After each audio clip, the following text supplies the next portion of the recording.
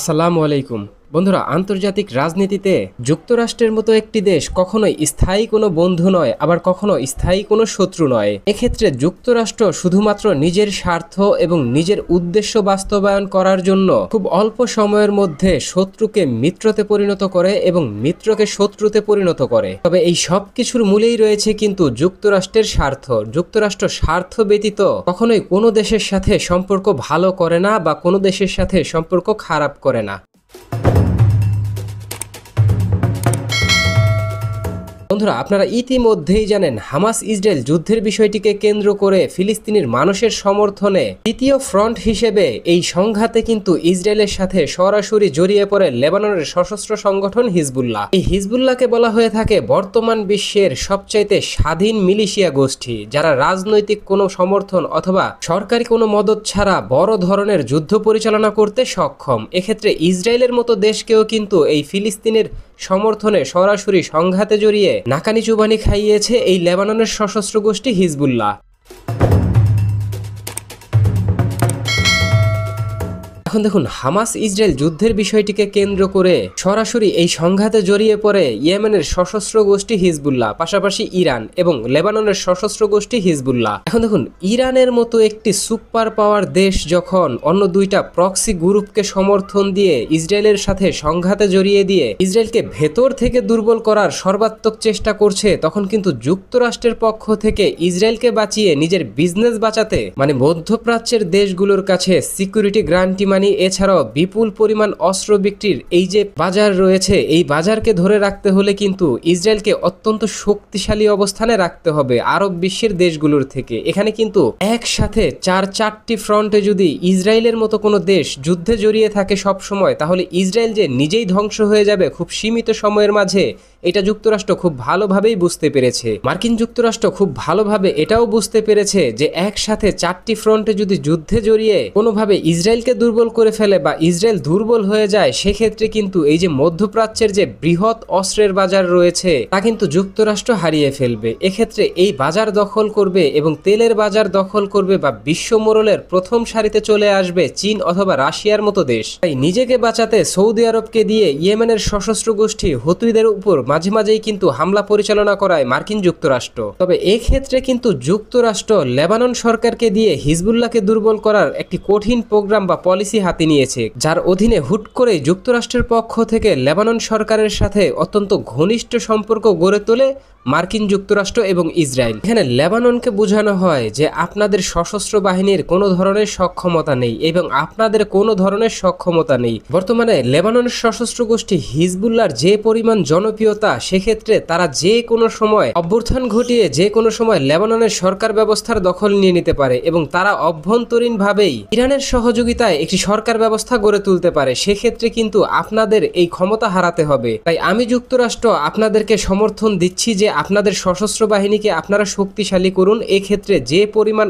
অর্থ এবং অস্ত্রের প্রয়োজন তা যুক্তরাষ্ট্র আপনাদেরকে সরবরাহ করবে। এর মাধ্যমে মিস্টার জোসেফ আউন, আপনি আপনার ক্ষমতা ধরে রাখুন এবং দীর্ঘদিন ক্ষমতায় থাকুন, যেমনটা আপনার বাবা ছিল। এখন দেখুন, লেবানন সরকার এবং যুক্তরাষ্ট্রের মাঝে দ্বিপাক্ষিক সহযোগিতার বিষয়টিকে সামনে রেখে তাদের এই বৃহৎ পরিকল্পনা বাস্তবায়ন করতে যুক্তরাষ্ট্রের পক্ষ থেকে ইতিমধ্যেই গত সেপ্টেম্বর মাসে $230 মিলিয়ন সমপরিমাণ মূল্যের বিপুল পরিমাণ অস্ত্র প্রেরণ করেছে যুক্তরাষ্ট্র এই লেবাননের অভ্যন্তরে। তবে লেবানন সশস্ত্র বাহিনী এই যে বিপুল পরিমাণ অস্ত্র পেয়েছে, এই অস্ত্র দিয়ে শুধুমাত্র লেবাননের সশস্ত্র যে গোষ্ঠী রয়েছে হিজবুল্লাহ তাদেরকে প্রতিহত করতে পারবে। এক্ষেত্রে এই অস্ত্র ব্যবহার করে কিন্তু লেবানন সশস্ত্র বাহিনী কোনোভাবেই হিজবুল্লাহর সাথে বড় কোনো সাফল্য পাচ্ছে না। পাশাপাশি যুক্তরাষ্ট্রের কঠিন শর্তের বেড়াজালে পড়ে কিন্তু নিজেদের উপর ইসরায়েলের পক্ষ থেকে দফায় দফায় হামলা হওয়ার পরেও কিন্তু লেবাননের সশস্ত্র বাহিনী তারা কিন্তু কোনো ধরনের হামলা পরিচালনা করতে পারছে না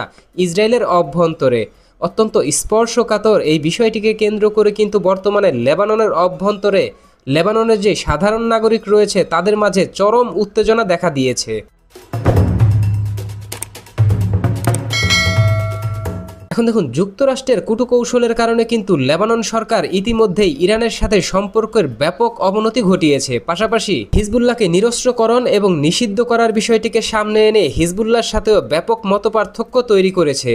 যার ফলে দেখা দিয়েছে অভ্যন্তরীণভাবে লেবাননের অভ্যন্তরে গৃহযুদ্ধ ছড়িয়ে পড়ার ব্যাপক আশঙ্কা। পাশাপাশি লেবাননের অভ্যন্তরে চলছে ব্যাপক আন্দোলন সাধারণ মানুষের মাঝে। তারা চাইছে এখন লেবাননের ক্ষমতা দখল করুক লেবাননের সশস্ত্র গোষ্ঠী হিজবুল্লাহ। এমত অবস্থায় সাম্প্রতিক পরিস্থিতি যখন লেবাননের অভ্যন্তরে অত্যন্ত উত্ত হয়ে গেছে, তখনই কিন্তু এবার লেবাননের প্রধানমন্ত্রী তিনি তার এক বক্তব্যে নিশ্চিত করলেন যে আমরা ইরানের সাথে পারস্পরিক স্বার্থে দীর্ঘমেয়াদী সম্পর্ক চাই এবং আমরা ইরানের সাথে সম্পর্ক ইতিহাসের স্মরণকালের সবচাইতে উচ্চতম অবস্থানে নিয়ে যেতে চাই। এক্ষেত্রে আমরা এতটাই সম্পর্ক উন্নয়ন করতে চাই যা ইরান এবং লেবানন দুই পক্ষের জন্যই উইন উইন সিচুয়েশন ক্রিয়েট করবে। এখন দেখুন, একদিকে যখন ইসরায়েলের পক্ষ থেকে যুদ্ধবিরতি চুক্তি লঙ্ঘন করে প্রতিনিয়ত ইসরায়েলের স্থল এবং বিমান বাহিনী লেবাননের উপর বিপুল পরিমাণ হামলা পরিচালনা করছে এবং এর ফলে লেবাননের ব্যাপক পরিমাণ ক্ষয়ক্ষতি ঘটছে। আন্তর্জাতিক তথ্য অনুযায়ী এখনো অবধি দক্ষিণ সীমান্তবর্তী যেই অঞ্চল রয়েছে লেবাননের, সেখানকার অন্ততপক্ষে 10টি গ্রাম দখল করে রেখেছে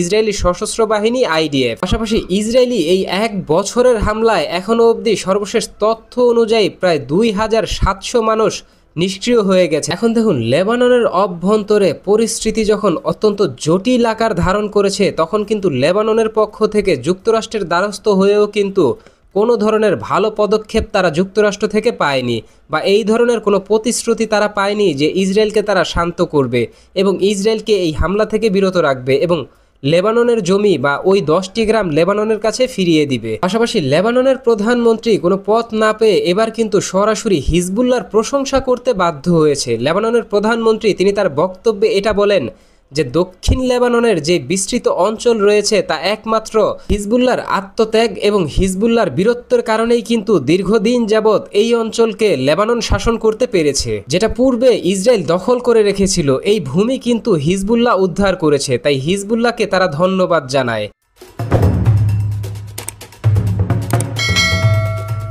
বন্ধুরা, সাম্প্রতিক সময়ে হঠাৎ করেই লেবাননে এই যে সশস্ত্র সংগঠন রয়েছে হিজবুল্লাহ, এই হিজবুল্লাহকে নিষিদ্ধকরণ প্রক্রিয়ায় অংশগ্রহণ করে লেবানন যে নিজের ক্ষতি অনেক বড়ভাবেই করেছে সেটা কিন্তু দেরিতে হলেও লেবানন বুঝতে পেরেছে। তাই এখন জোসেফ আউন সরকার নিজের ক্ষমতা বাঁচাতে এবং ক্ষমতায় টিকে থাকতে সরাসরি কিন্তু এবার ইসরায়েলের বিরোধিতা করেছে এবং যুক্তরাষ্ট্রের বিরোধিতা করে লেবাননের যে সশস্ত্র সংগঠন হিজবুল্লাহ রয়েছে তার প্রশংসা করেছে এবং ইরানের সাথে অত্যন্ত সুদূর প্রসারী দীর্ঘমেয়াদী সম্পর্ক উন্নয়নের দিকে মনোযোগ দিয়েছে লেবানন সরকার, যে বিষয়টিকে কিন্তু ইতিমধ্যেই স্বাগত জানিয়েছে আয়াতুল্লাহ আলী খামেনি এবং ইরানের সিকিউরিটি কাউন্সিলের প্রধান মিস্টার আলী রাজানি। তিনি কিন্তু তার বক্তব্যে পূর্বেই বলেছিলেন লেবাননে কোনো ধরনের হস্তক্ষেপ ইরান করবে না, লেবানন স্বাধীনভাবে যে কোনো পদক্ষেপ নিতে পারে। তবে আলী রাজানি কিন্তু পূর্বেই ইসরায়েল এবং যুক্তরাষ্ট্রের সাথে সম্পর্ক উন্নয়ন করার বিষয়টিকে কেন্দ্র করে সতর্ক থাকার জন্য পরামর্শ দিয়েছিলেন জোসেফ আউন সরকারকে। তো বন্ধুরা, ইসরায়েলের পক্ষ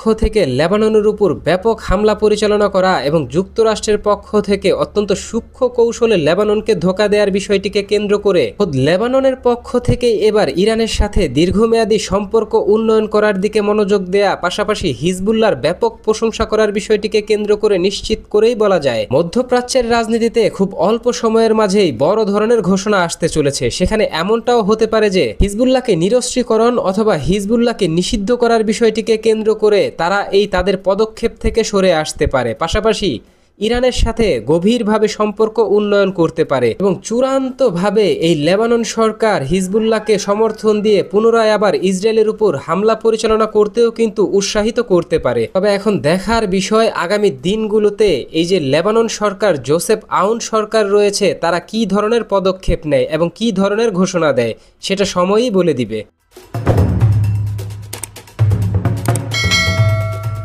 বন্ধুরা, যুক্তরাষ্ট্রের পক্ষ থেকে লেবাননকে চরম ধোঁকা দেয়া এবং লেবাননের পক্ষ থেকে ইরান এবং হিজবুল্লাহর সাথে পুনরায় সম্পর্ক স্বাভাবিককরণ এবং হিজবুল্লাহকে বীর হিসেবে ঘোষণা দেয়া এ সম্পর্কে আপনি কি ভাবছেন? আপনার গুরুত্বপূর্ণ মতামতটি জানিয়ে দিন কমেন্ট বক্সে। আমাদের ভিডিওটি ভালো লাগলে আমাদের সমর্থন করতে ভিডিওটিতে লাইক, কমেন্ট, শেয়ার এবং চ্যানেলটিকে সাবস্ক্রাইব করে সঙ্গে থাকুন। ধন্যবাদ।